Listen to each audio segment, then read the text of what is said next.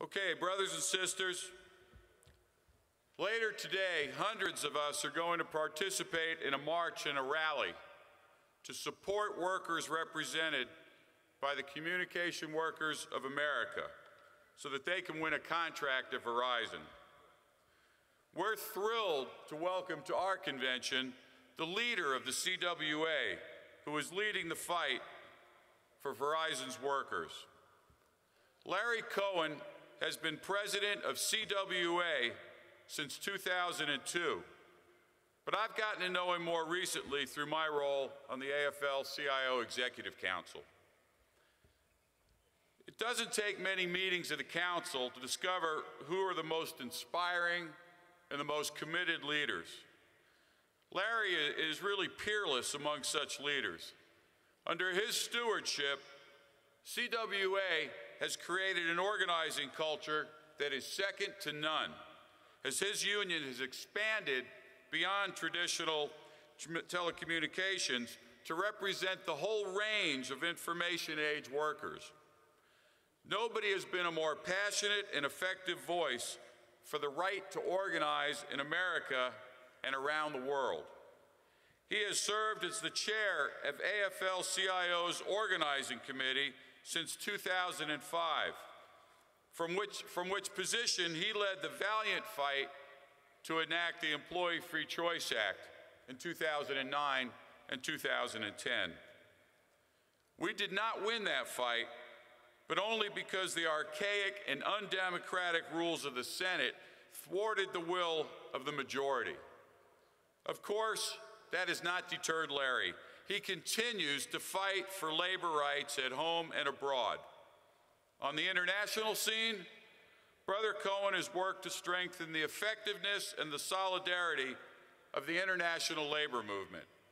He has expanded alliances with CWA's counterpart unions in Latin America, Europe, and Asia, and he has served as president of the 2.5 million member Union Global Union's telecom sector from 2001 through 2007, and continues to serve on the Uni World Executive Board.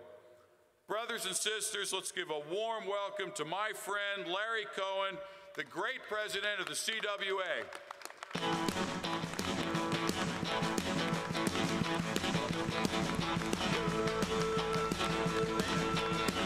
Thank you. Solidarity.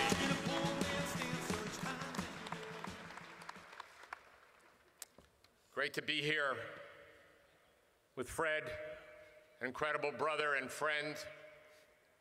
Great to be here with more than 6,000 letter carriers. Let's hear it for the letter carriers dressed in red, red, red. And I'm glad I'm wearing a red shirt. But actually in our union, for 25 years, since a steward was run over on a picket line and murdered by a scab, we have worn red every Thursday for 25 years, as my 3 sisters and brothers that are here from CWA that came in red. For 25 years, at least 500,000 CWAers today are wearing red in solidarity and in solidarity with you.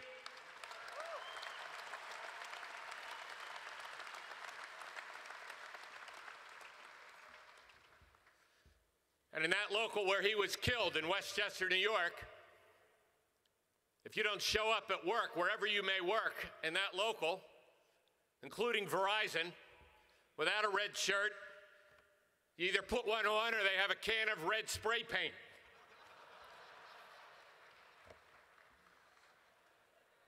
I appreciated the hospitality when I came last night. I got a whole bag of stuff, and one of them was this thing.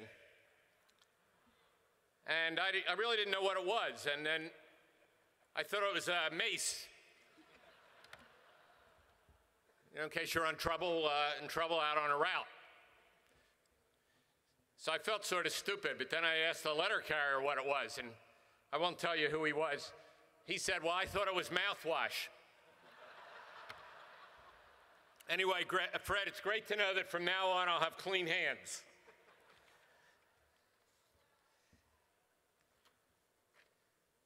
In a minute, I'm going to be talking about this chart, which I think all 6,000 of you have for a minute. So if you see it, grab it.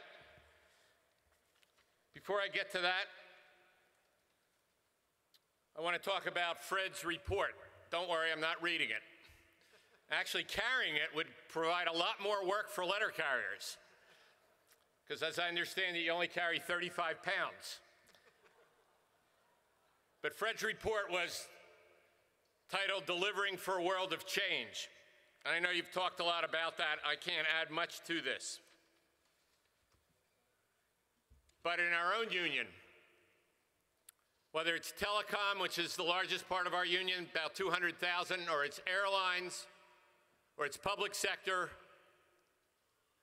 or it's journalists, or manufacturing workers, that together make up about 600,000 CWAers, this message, delivering for a world of change, is critical. And you debated yesterday or Tuesday, Ron Bloom's presentation. And as I listened today, more debate on this balance between how do we fight and demand to restructure our industries, whether postal service, public sector, our own telecom or manufacturing, or journalists that are mentioned in here when Fred talked about the shutdown of the paper in New Orleans. And how do we balance that work, restructuring our industries and fighting for that, with the anger that every working class person in this country feels?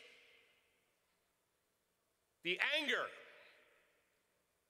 that we feel when they attack us. And we answer. What do we do when they attack? We stand up. We fight back.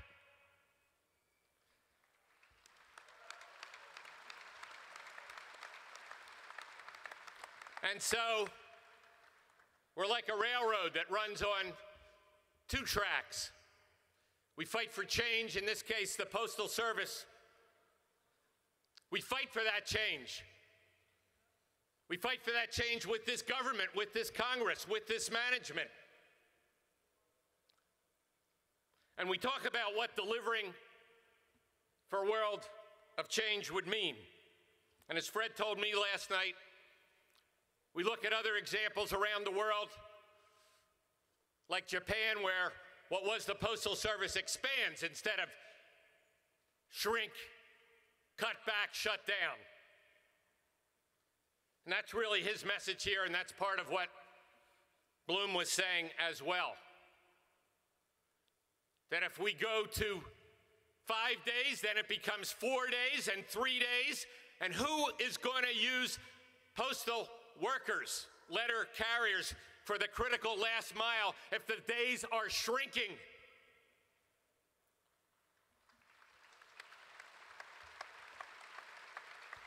It's not just about delivering mail on Saturdays. It's about delivering packages, which, as this message says, is absolutely critical as we move forward.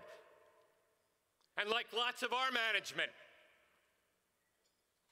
because we're union workers, because we have a standard of living that we're proud of, that people fought for generations, we get management, whether the Postal Service or Verizon, that wants to shrink us, keep us in a box until they can shut us down and throw us out and replace us with workers who have no rights, who have no contracts, who have no ability to stand up and fight back. And that's what you're fighting for here this week and as we go forward in this fight together.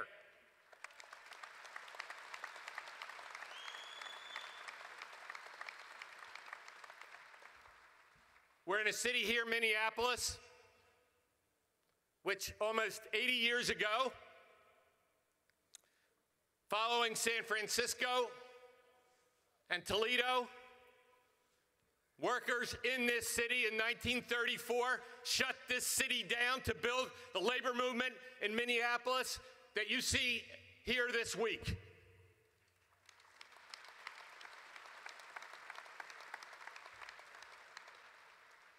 And whether that was dock workers in San Francisco or truckers in Minneapolis or auto parts workers in Toledo,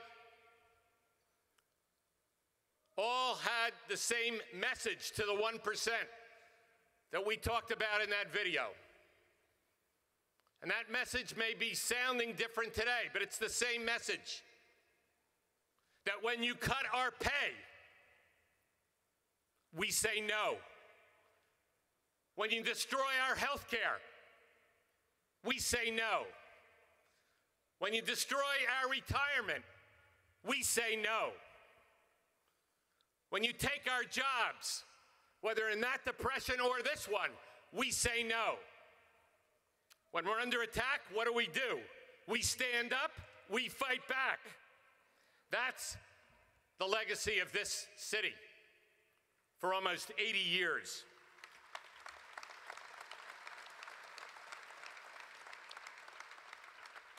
Now, lots of discussion today, and probably all week, Fred, about the kind of movement we're trying to build. What do? What does that mean to say we stand up, we fight back? How do we explain what happened since 2008? When, in my opinion, Fred, that was the best electoral work that working people have ever done and under the present system can ever do. We don't need to believe that the election in front of us is the most important election ever. We've heard that too many times. We do need to understand that the election in 2012 makes a huge difference.